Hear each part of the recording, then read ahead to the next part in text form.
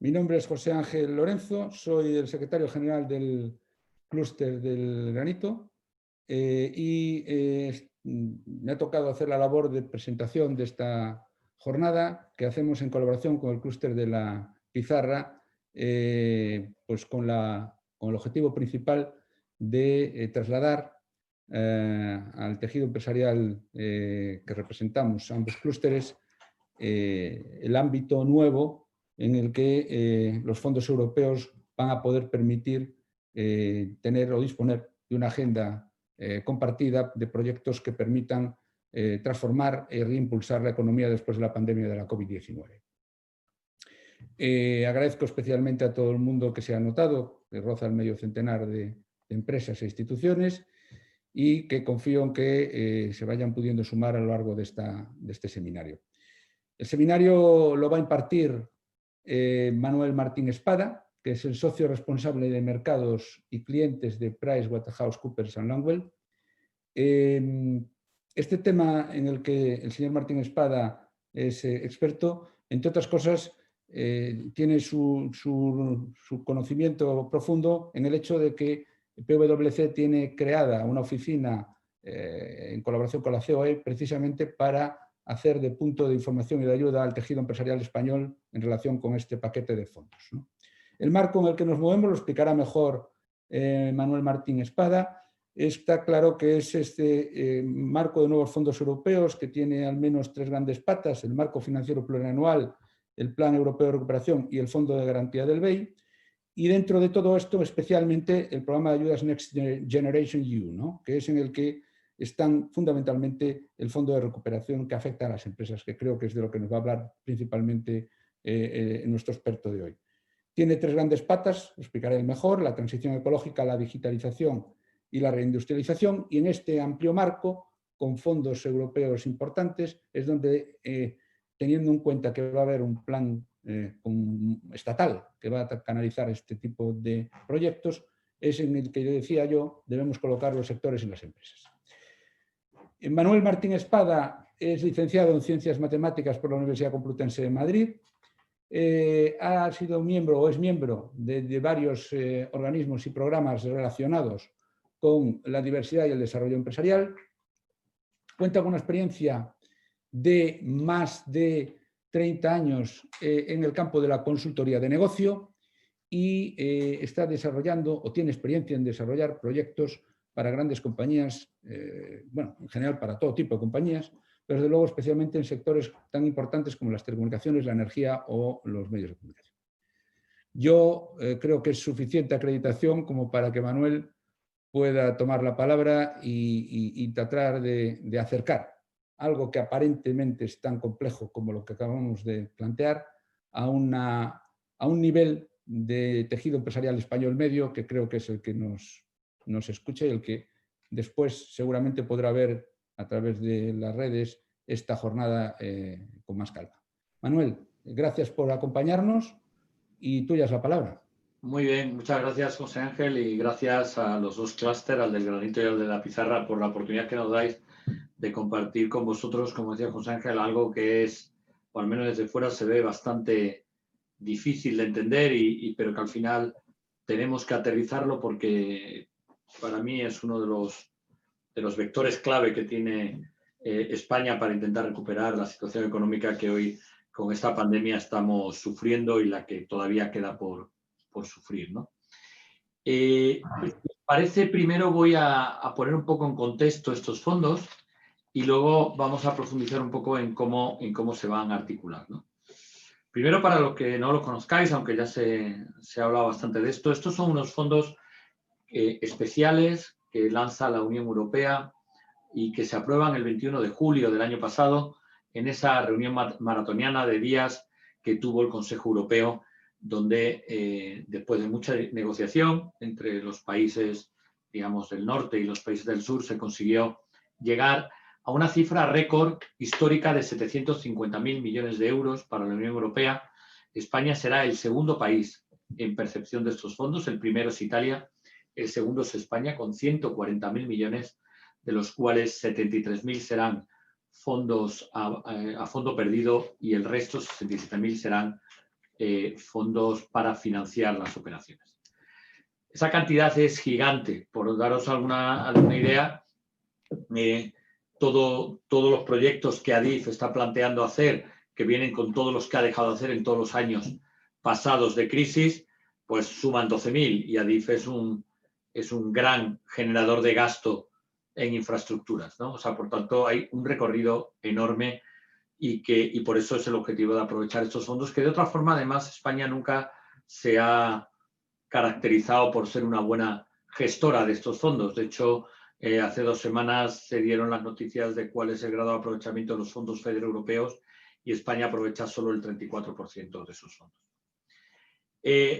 Hay un nivel de incertidumbre enorme en este tema de los fondos y el nivel de incertidumbre viene porque realmente estos fondos que se aprobaron en ese día 21 de julio realmente todavía no están aprobados por la Unión Europea. Falta un trámite que es la aprobación parlamentaria. El Parlamento Europeo aún no ha aprobado estos fondos. Están, como habréis leído en las noticias, en el proceso de discusión.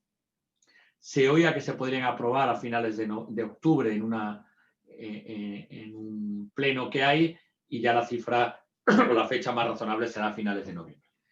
Eso no quita para que se esté trabajando ya en ello. O sea, los fondos no están aprobados, por eso el reglamento no se ha lanzado. El reglamento ya lo ha hecho Alemania. Alemania es la presidenta de turno en este semestre de Europa y ya está haciendo el reglamento que va a permitir la distribución de estos fondos.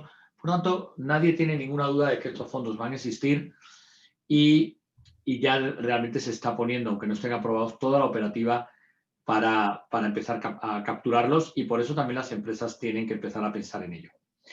Otro hito importante es el plan estratégico que la Unión Europea exige a España para hacer la recuperación económica. Es un plan que tenía que haberse presentado el 15 de octubre, que hay algún borrador, que es ese documento España puede que presentó el presidente del gobierno y que recoge algunos de los vectores.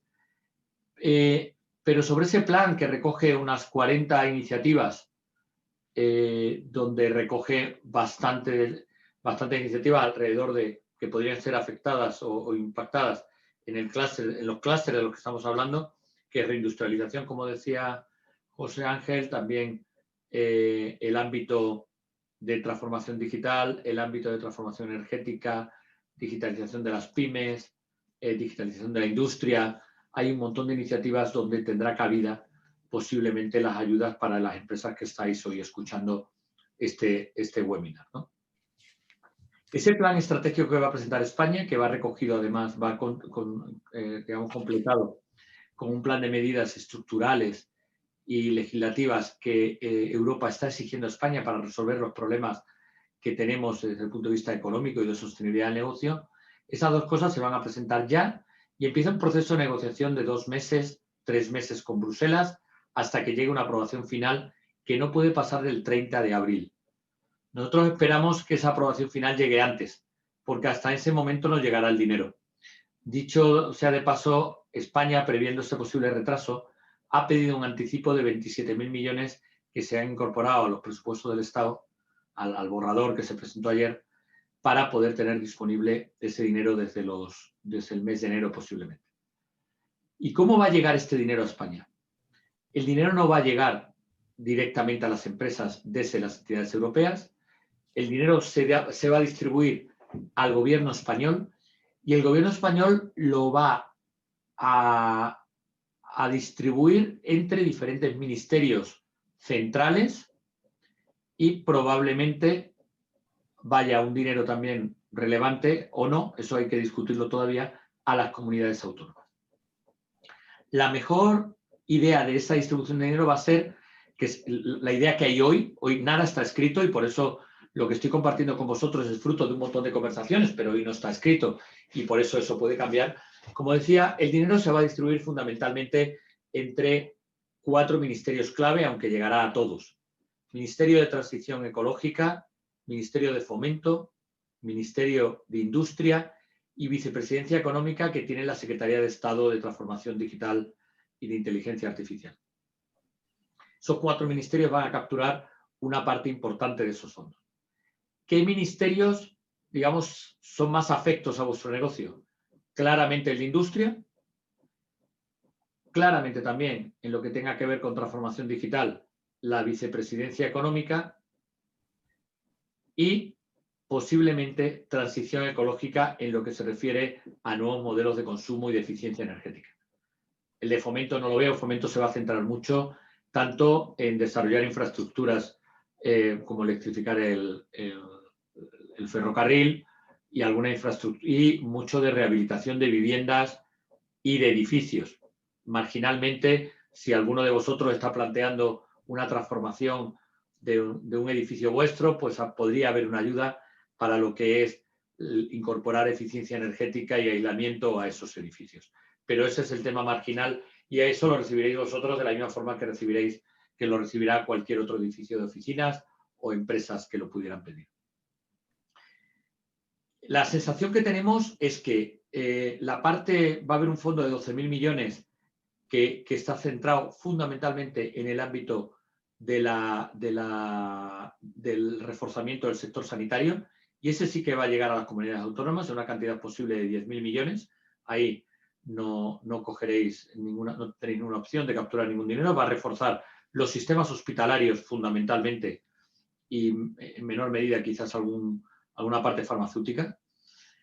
El resto, como decía, llegará a través de estos ministerios y probablemente una parte de estos fondos lleguen a las comunidades autónomas, pero fundamentalmente llegará a través de convenios con el Ministerio Central. Y me explico. Imaginaros que el Ministerio de Industria lanza una convocatoria para la digitalización de la industria 4.0. Entonces, es probable que bajo esa convocatoria que el Ministerio lance, el Ministerio llegue a acuerdos con las comunidades autónomas, donde las comunidades autónomas, bajo las premisas de esas convocatorias, sean las que distribuyan el dinero a las diferentes empresas, siempre y cuando sigan los criterios de esa convocatoria, que a su vez estarán alineados con los criterios de Europa. Por tanto, puede llegar o una convocatoria directa del Ministerio o una convocatoria indirecta del Ministerio a través de la comunidad autónoma. Y esos son los dos focos en los que tenemos que centrarnos. Ministerios clave para los dos clústeres y comunidades autónomas clave para estos dos clústeres y en los territorios donde seáis fuertes. Por supuesto en Galicia y si acaso en alguno más, quizás Castilla-León o donde fuere. Y ese es un poco el modelo.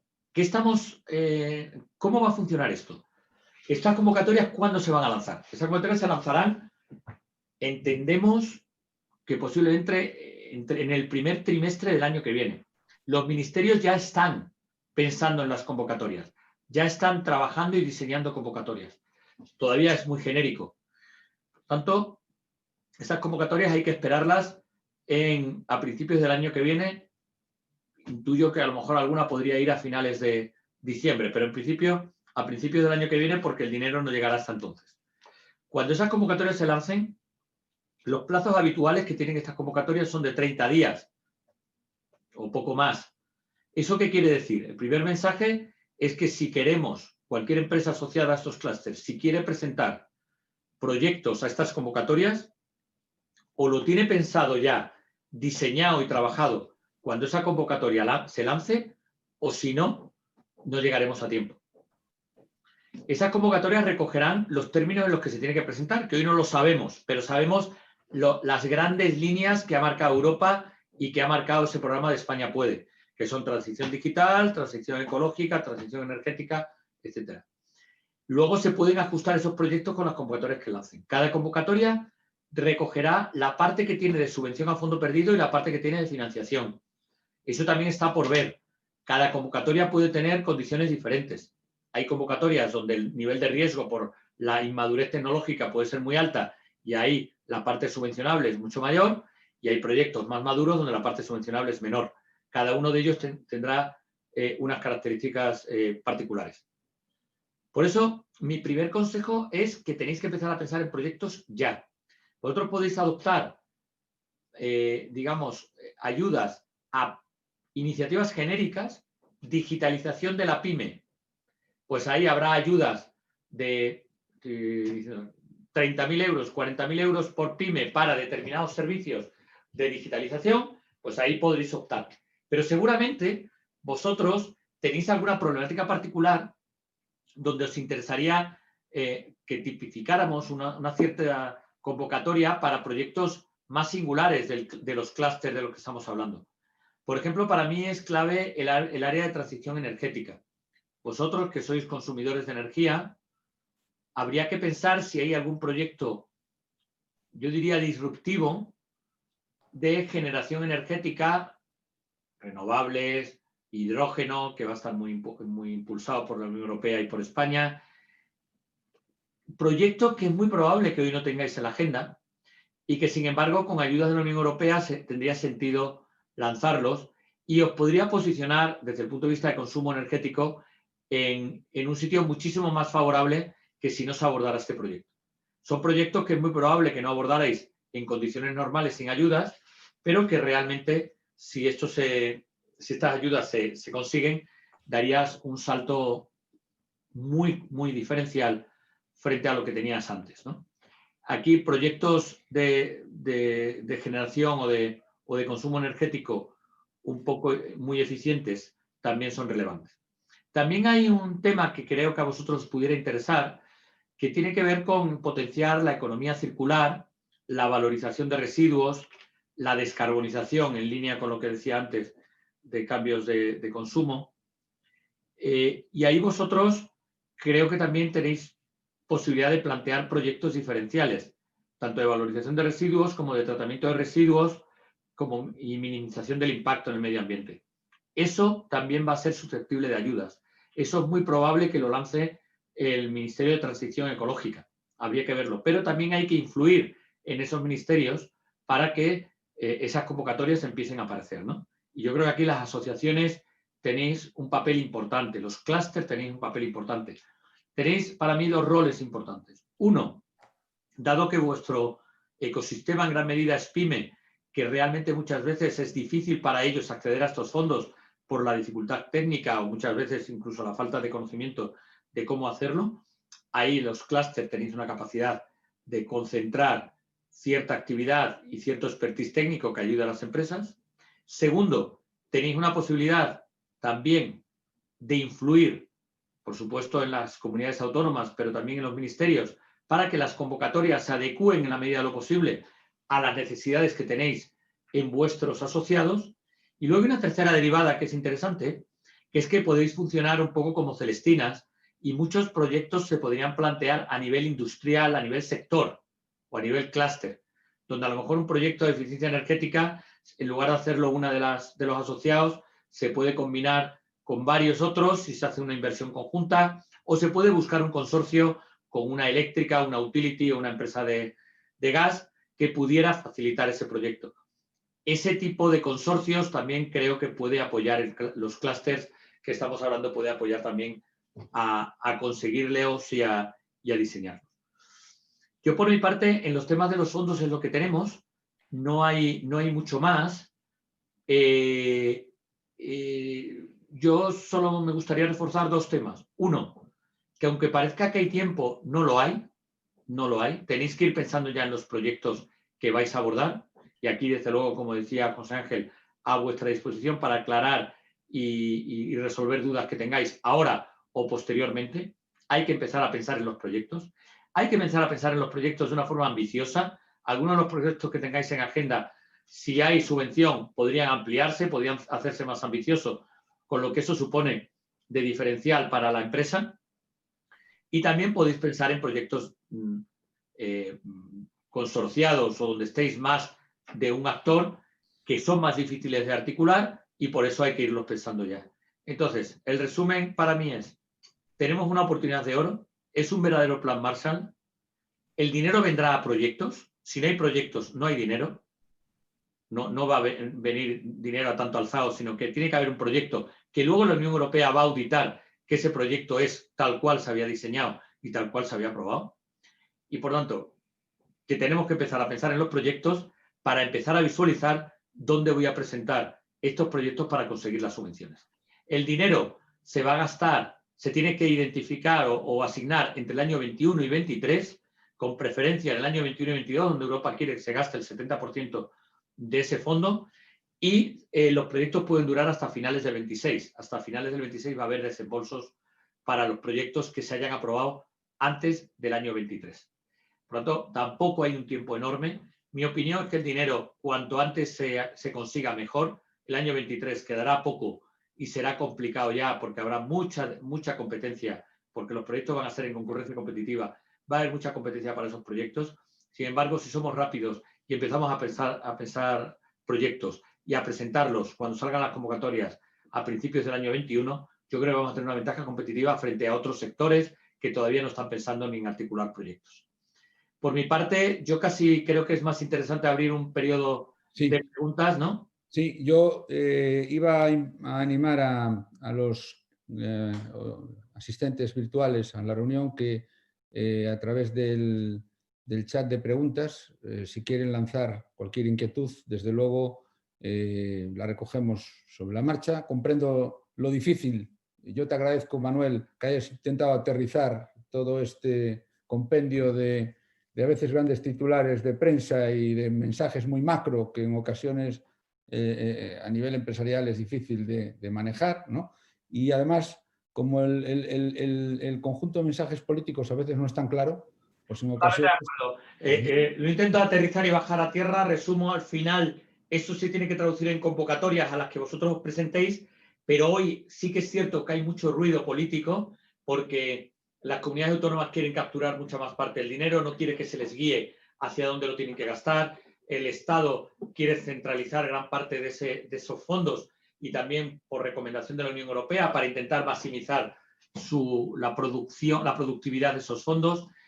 Pero la realidad es que todo ese ruido al final lo único que está generando es una cierta confusión y pereza al final a la hora de abordar estos proyectos, y vosotros tenéis que tener claro que después, cuando esta nube pase, los ministerios van a lanzar convocatorias con o sin comunidades autónomas.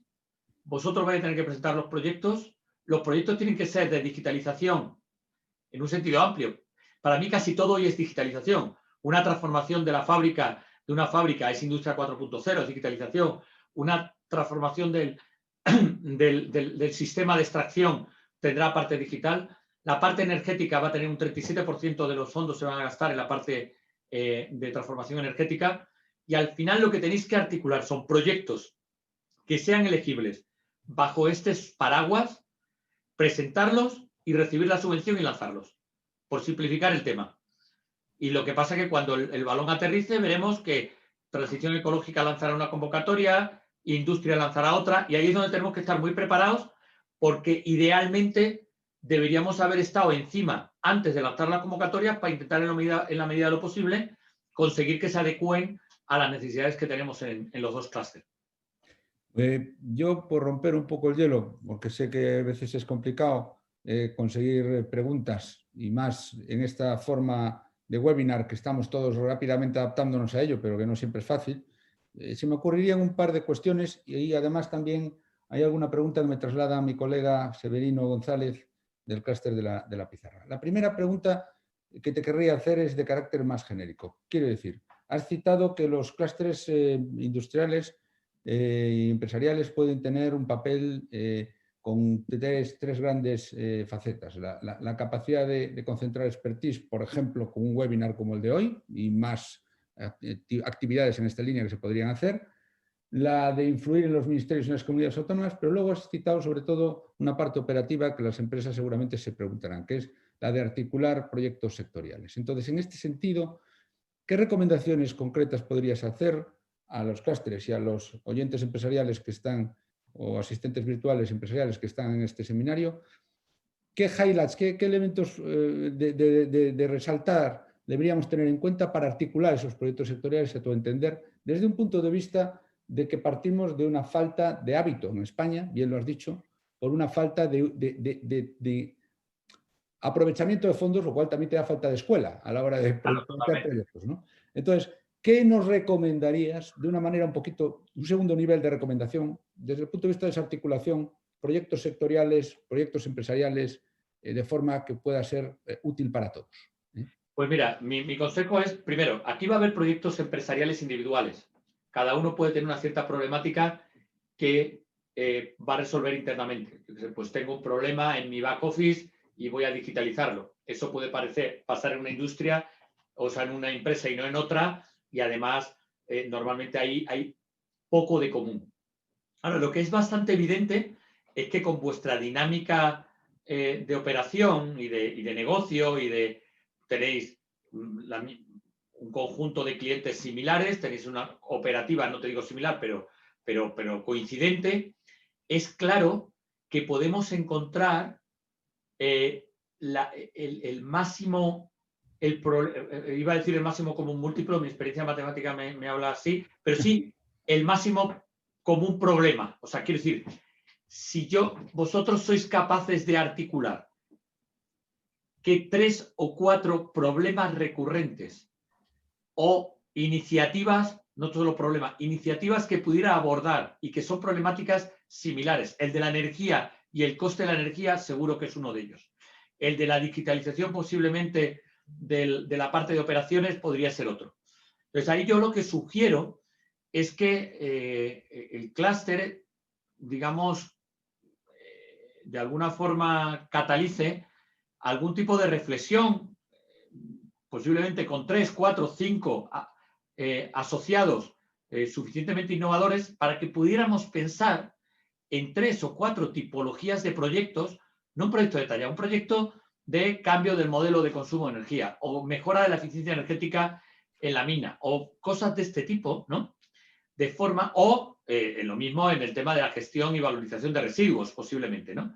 De forma que si yo soy capaz de identificar 3 o 4 proyectos genéricos de una amplia adopción en una parte importante de vuestros asociados, consigo varias cosas. Primero, consigo una eficiencia en que el proyecto si vale para 3 o 4 o 5 compañías, el proyecto solo el diseñarlo, puedo plantear un diseño mucho más ambicioso.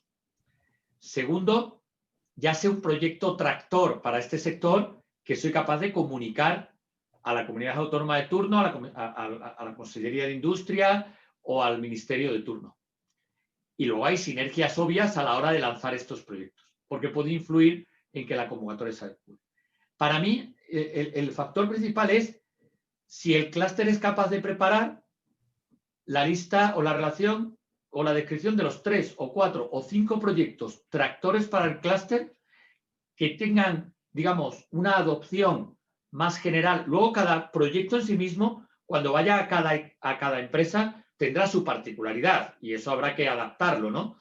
Pero como concepto, yo debería estar teniendo claro que hay un par de proyectos o 3 o 4 donde una parte mayoritaria de los participantes de este clúster adoptarían ese proyecto, porque eso es lo primero que yo tendría que intentar vender en el ministerio y en las comunidades autónomas.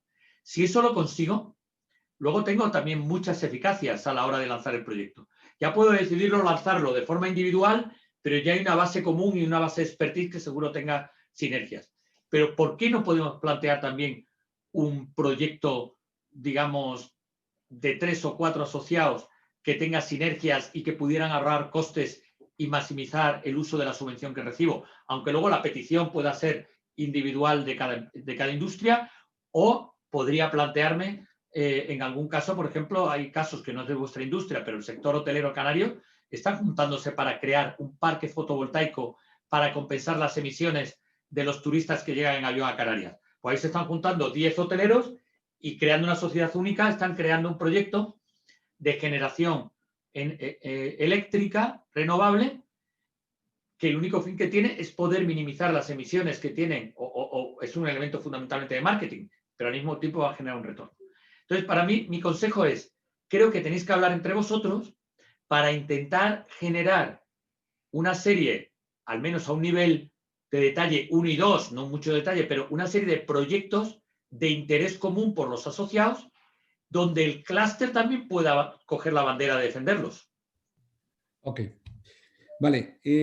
Como complemento a esta primera pregunta de carácter colaborativo, entiendo que me vas a decir que sí, me adelanto casi a tu respuesta, pero ¿aconsejarías, dado que todavía no hay marco normativo, no hay directrices, como bien has dicho, respecto de las ayudas, no está el detalle articulado.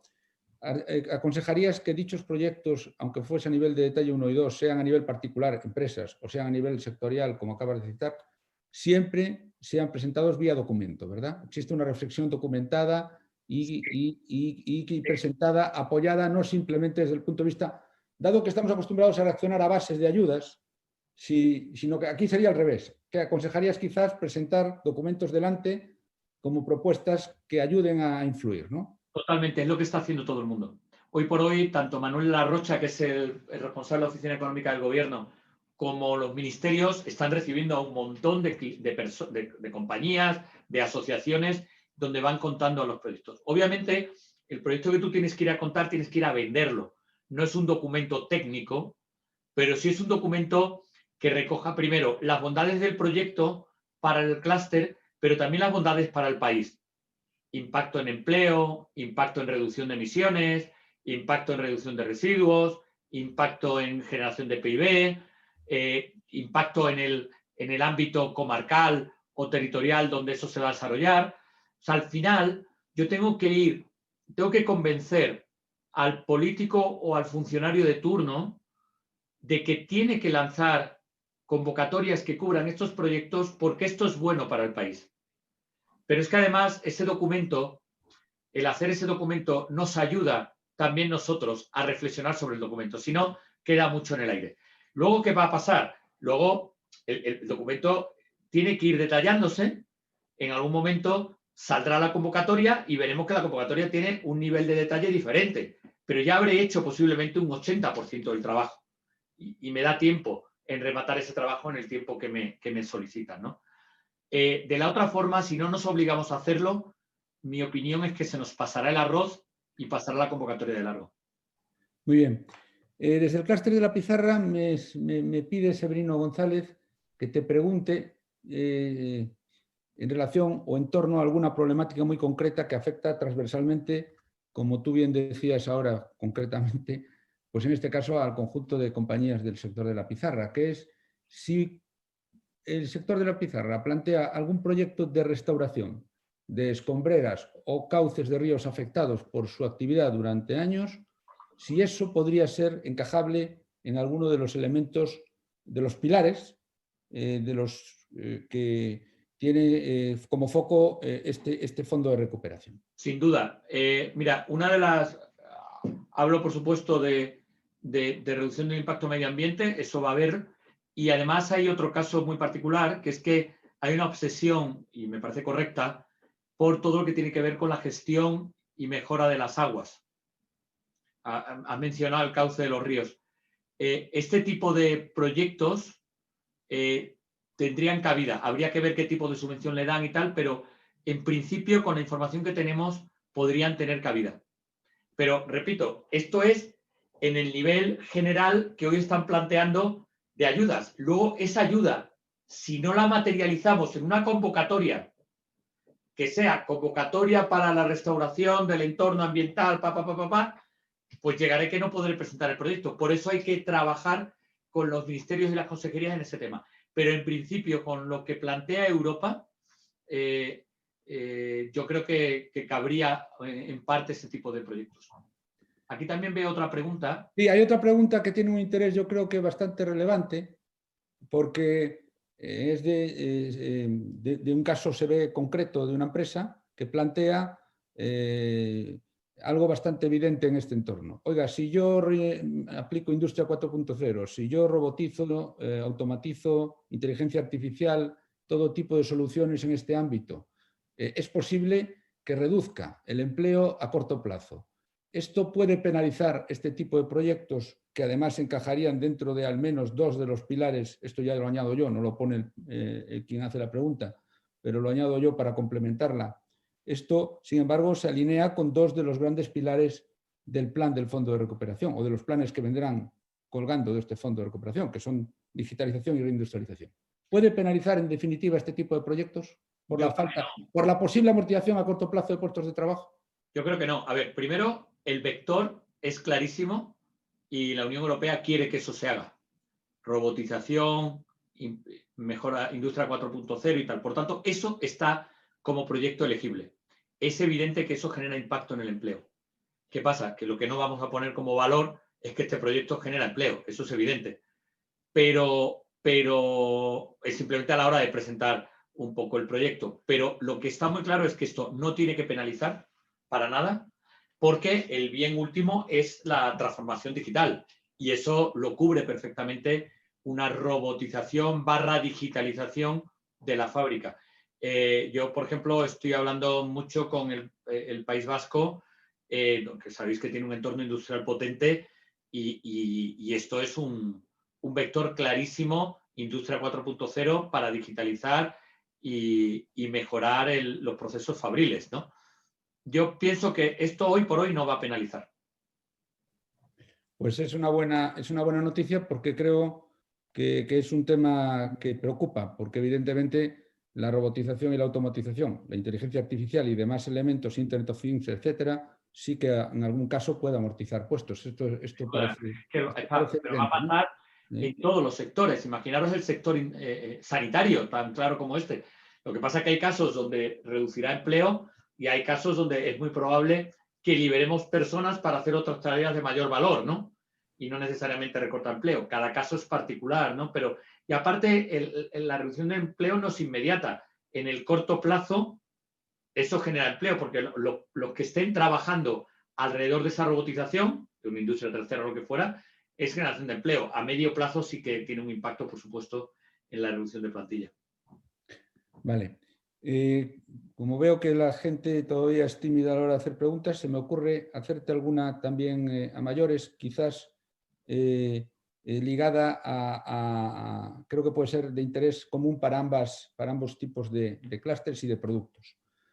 Nuestros productos nacen de una materia prima, tanto el granito como la pizarra, y acaban en un entorno de alta competitividad como material de construcción o de decoración en mercados finales, en muchas ocasiones. Bien, cualquier iniciativa que pretenda darle valor añadido al producto final, que tenga que ver con su valorización en mercados de destino, ¿de qué manera habría que articular proyectos en ese sentido para que pudiesen colgar de alguna de las iniciativas que puedan tener que ver con estos fondos de recuperación?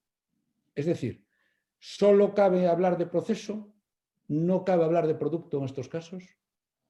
La verdad es que de la información que tenemos, el concepto de mejora de producto, optimización de producto, lo veo complicado. Bien es cierto que ahí hay proceso, que seguramente se pueda verter bajo la pátina de digital en algún momento, y los procesos comerciales también se podrán mejorar a través del tema de la transformación digital. La mejora del proceso para la mejora del producto, eso hoy por hoy lo veo a priori más complicado. Lo veo más complicado. Otra cosa es que le demos, oye, eso a priori. Dicho esto, en transformación digital y en transformación energética van a ser sumados unos 60%. El resto va a ser ayudas sociales, pero también va a haber un tema de reindustrialización. La reindustrialización tiene por objetivo radicar en Europa industrias que no estaban radicadas, ¿vale? Pero, oye, todo tiene que ver con un proceso de negociación con España, y a lo mejor resulta que después de la negociación que tiene España con Bruselas, se abre aquí una posibilidad de que la mejora de productos haya una línea. Yo no lo descartaría, y repito, tiene que ver mucho con que seamos capaces de influir en los organismos que vayan a lanzar estos procesos. Es decir, en nuestro caso, lo que te refieres es trabajar, si acaso, ese flanco con las comunidades autónomas correspondientes y con el Gobierno de España a través de los ministerios, ¿no? Eso es. De todas formas, yo también os digo que aquí estamos hablando de los fondos Next Generation. No olvidemos que también hay 1,07 billones de euros de fondos europeos en el plan, vamos a llamarle los fondos europeos de toda la vida, pero que vienen con mucho más dinero. Y yo sugería también que algunos de estos fondos, en entornos competitivos, compitiendo con otros países, sí que son susceptibles de trabajar en la mejora de producto, siempre que se considere I+D o innovación. Yo para innovación y para I+D hay bastantes fondos, y yo creo, desconozco vuestro negocio, aunque en algún momento he estado ahí visitando alguna fábrica de las vuestras de pizarra y tal. Desconozco si esto se puede vestir como esta mejora del producto, como innovación seguro o como I+D. Si esto tuviera esa característica, yo sugeriría que hay un montón de fondos europeos a los que se pueda acceder por ahí. ¿Te refieres a los fondos que están bajo el amparo del marco financiero plurianual? Eso es, empieza el 21-27, ahí que normalmente todos habéis oído hablar de los fondos FEDER, ¿no?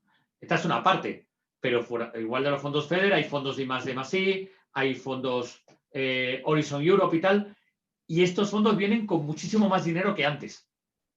Entonces, ahí sí que hay proyectos para innovación. Y si esto es innovación, yo os invito a que lo penséis por ahí. Ok, perfecto. Bueno, Manuel, yo veo que desde el punto de vista de las preguntas, quizá la gente necesitamos una mayor dosis de reflexión de todo esto.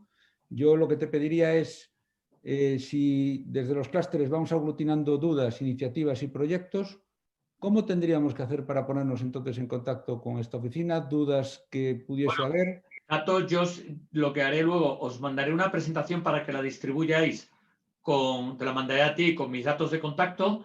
Obviamente, Fernando Varela, que está ahí muy cerca de vosotros, en Galicia, también tenéis un acceso directo a él y podéis canalizar cualquier ayuda con él, cualquier tema con él, y si no, directamente a mí.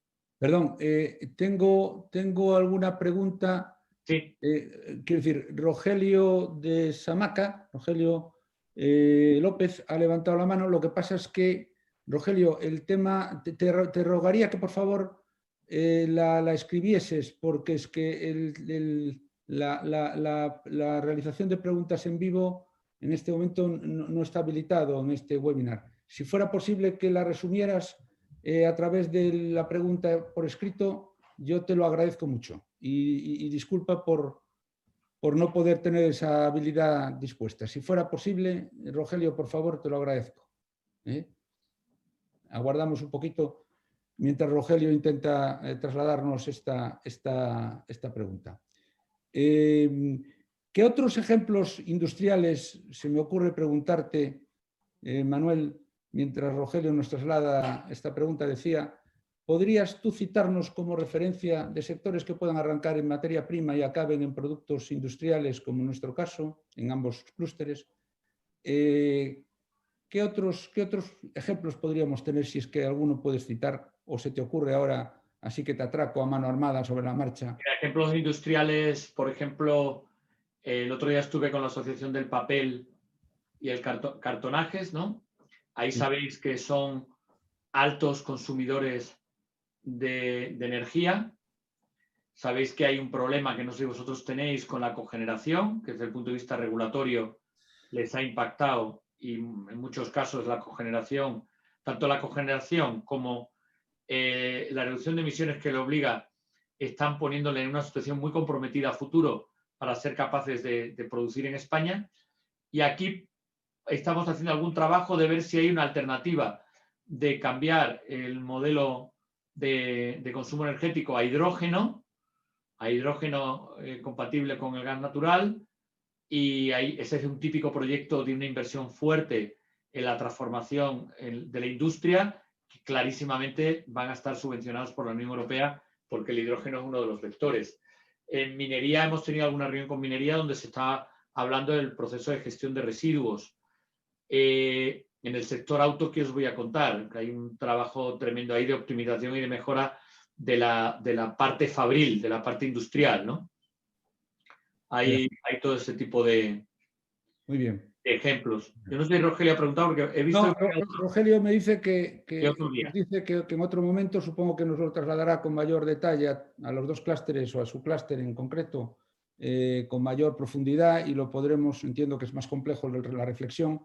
Yo pido, insisto, disculpas por no poder tener habilitados a otra forma de preguntar, pero bueno, se diseñó así la jornada.